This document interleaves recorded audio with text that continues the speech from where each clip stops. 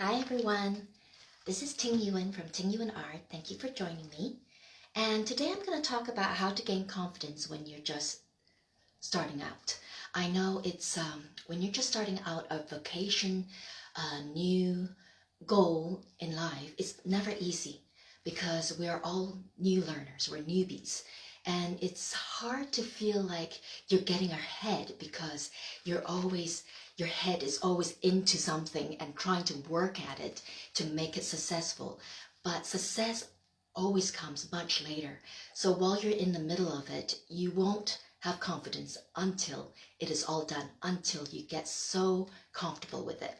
Okay, so today I'm going to tell you a story about my journey when Paul, my husband, and I first opened our gallery. My story is, when we first started our business, our art gallery, we found this cute little town called Wells in British Columbia, and it was a very artsy town, and the buildings were inexpensive. It was we purchased a little building that we can actually house living um, our living upstairs and then our gallery downstairs. So it was perfect setup for us. So we purchased this building. We had 4 months to get everything ready. So it was a very blissful time, very inspiring time, but also a really stressful time. We were working around the clock. Paul was in charge of all the reno. I was in charge of the collection of paintings. And of course, I decided that I was going to do 30 paintings, and I set up my easel in the midst of the reno, and I purchased many canvases of different sizes so that I can, set up my paintings. I didn't have to, in the middle of my project, go and buy canvases. No, I was quite organized. I was able to buy all the canvases I want, and I planned out my collection, and I got to work. So after about 3 months later and 27 paintings later, I was very proud of myself because at that point I haven't had the crunch to have to produce a lot of work all at the same time, because I was selling my artwork either via art shows or through galleries. So this was the first time that I actually had to do a large collection in such a short time, and I felt quite accomplished. I was very proud of myself. So the last month before the gallery was going to open, we were planning to open it on Mother's Day. Paul and I went to town and did our errands. So we went to Staples, which is a stationery shop, and we went to purchase a few supplies that was missing. And Paul was running around looking for something, and I said, "Paul, what you looking for?" He said, "I'm looking for red dots." And at that time, when I heard what he was looking for, my fear just flashed over my body. I felt like I was paralyzed by this fear. And the red dots basically are those dots that you put beside a placard of your painting. Like the red dots are basically tells you that you sold your painting. So when Paul was telling me that he was looking for these red dots, I thought, oh my goodness, he actually expect me to sell these paintings? I don't know why I thought that way, but I think it's because, we were rushing around doing all our things, and hi, nice to see you. Anyway, so we were rushing around trying to get our things done, and I stopped thinking what this whole plan was. And when he said red dot, that was when I realized the magnitude of what we've been doing, and the project that we've been working for is to sell these paintings, to sell the collection. And I got really, really scared. And I basically let my nervousness and everything, and my fear became very negative, and I got, I felt like it just paralyzed me, and I didn't know what to do. So I went home that day feeling, really fearful and really scared and nervous. And I thought, you know what, maybe I should shift this thought around. And I thought, well, instead of thinking that I'm not going to sell any paintings, how about if I think I'm going to sell the entire collection? So my plan went out that, I'm going to sell the entire collection. So I got to work, and I started writing stories for each of my paintings. At that time, stories wasn't in yet, like now you hear it all the time on social media and everything, tell your stories. But at that time, story wasn't in. It was 2007. And so I started writing stories for each of my paintings, and I got, Paul and I decided on which paintings would be worth making into prints for, make small open editions, make large limited editions. And I also got all the stories placed on little placards like this, right? So that I could put beside the paintings when in the gallery, and as well as the little price tags, right? Little labels. So this way all the information is there for the customers to look at when they're looking at the painting as well. So, and I set up a strategic marketing plan to sell the entire collection.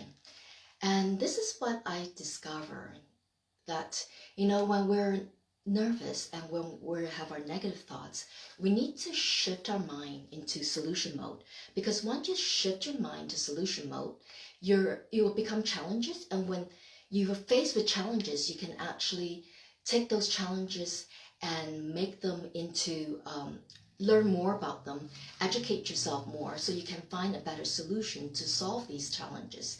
And that's exactly what I did. And that summer, after that summer, I sold 20 paintings and I sold countless of prints. I think must be over, I think it was over, at least a few hundreds prints. And it was a very successful summer for me and for my husband. And he was also selling his jewelry, and he sold a lot of jewelry. And it was an amazing feeling to be able to do something and said, hey, we have proven ourselves that we can do this, because we were newbie and we did it. So the other thing I've also discovered is that, we have to think beyond our negativity, and also to know that confidence only comes if you go and try it. If you don't try new things, you would never know. You would never be able to gain that confidence. And when you prove to yourself that you can do hard things, confidence will naturally come. But confidence comes when you take the courage to get out of your comfort zone. And when you get out of your comfort zone and find a solution to do something you don't know anything about and do it well, that's when you gain confidence.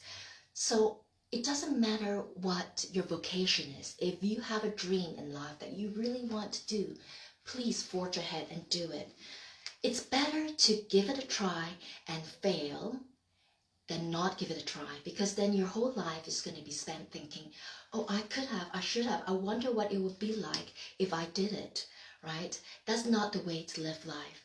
And if you go and give it a try and you fail, it doesn't mean that's the end of your dream.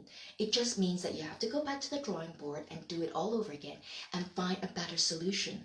And eventually you'll find a solution that's going to work for you. So it doesn't matter what your goal is. I want you to go ahead and just commit to it and do it. And if you're an artist, I implore you to start doing your collection. That's your first step. You got to do your collection. You got to have a good collection of artwork.